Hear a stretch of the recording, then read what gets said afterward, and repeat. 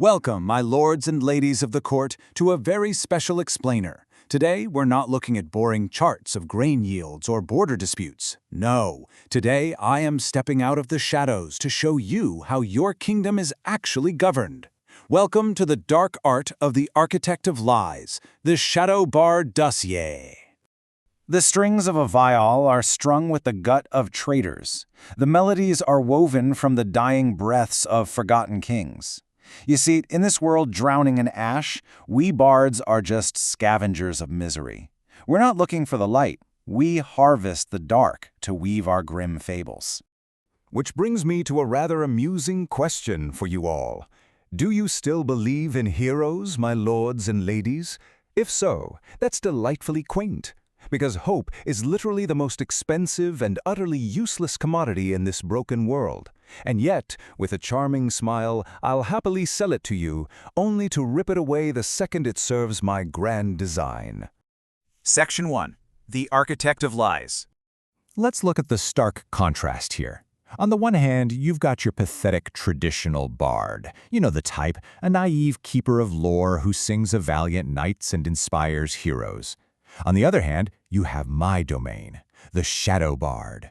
We absolutely do not keep history. We distort it. We are weavers of propaganda.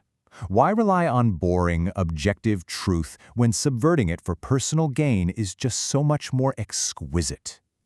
Moving on to Section 2, the Cynical Narcissist. We operate on a fundamentally superior plane. Do we have a narcissistic drive? Absolutely. We desire total control. A cynical view of humanity? Well, honestly, just take a look around your own court. Empathy is a weakness we entirely lack. Instead, we use our deep understanding of the human heart, not for connection, but to surgically exploit your deepest insecurities for absolute dominance. And that leads us to a crucial reality. Truth is simply whatever the loudest voice can make people believe. Objective reality? That's a myth for the weak-minded. If I sing a lie loudly enough and beautifully enough, I can completely shatter your belief in reality and have you execute an innocent man before the sun even sets. Now for Section 3, Weapons of the Twisted Word. We call this our arsenal of the twisted word. This isn't about swords or arrows. We're talking about gaslighting, rumor-mongering, demagoguery. Where a foolish traditional bard tries to inspire, we incite. A whispered lie in the right ear or just the discordant screech of a flute at exactly the right moment can breed terror, jealousy, and division faster than a plague. The process is highly clinical. Step 1, whisper poison. Step 2, breed fear and division among allies. Step 3, assassinate character and reputation. Think about your vaunted Sir Kalen the Lionheart. I didn't need to sever his head. I literally just planted a forged letter of treason. Now he's remembered as a coward, spat upon by his own men. You see, a dead hero is a martyr, but a ruined, disgraced hero, they are forgotten entirely. Section 4, the Corruptor's Dark Impact. In your grand narratives, we act as the corruptor. We are those unseen advisors who whisper poison into a king's ear or that charming face that turns an entire village against an innocent protagonist. Oh, it's truly amazing how easily our whispered lullabies lead innocent souls directly into the void, turning your most loyal subjects into a ravenous mob. And the result of all this? A world of pure paranoia where absolutely nothing is taken at face value. We create a desolate landscape of unchecked influence.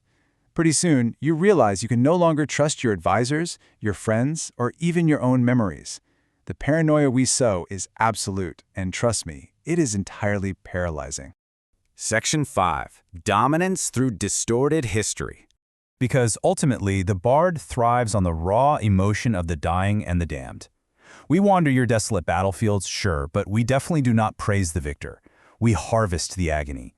Despair is turned into a haunting sonata that can completely shatter a man's mind, or maybe bolster a desperate, doomed charge. We are literally rewriting the past using your own pain, specifically so we can influence the future. I want you to consider this carefully. The most terrifying weapon in the world is not the sword. Just think about the pathetic limitations of mere steel against flesh. After all, a sword can only kill a man once. No, the most terrifying weapon is the story told to justify its use. Distorting the historical record is the ultimate tool for absolute dominance. Because if I control exactly why a war was fought, I control the very fabric of your reality. I dictate who the villain is. I dictate your entire legacy. Which leaves us with one final lingering question to close our explainer today. Who wrote your history, my lords and ladies? As you sit there in your grand halls, trapped in the dawning paranoia of my words, you really have to ask yourselves, are you truly the heroes of your own story? Or has a shadow bard already rewritten your past? Sleep well, my friends. That is, if you can.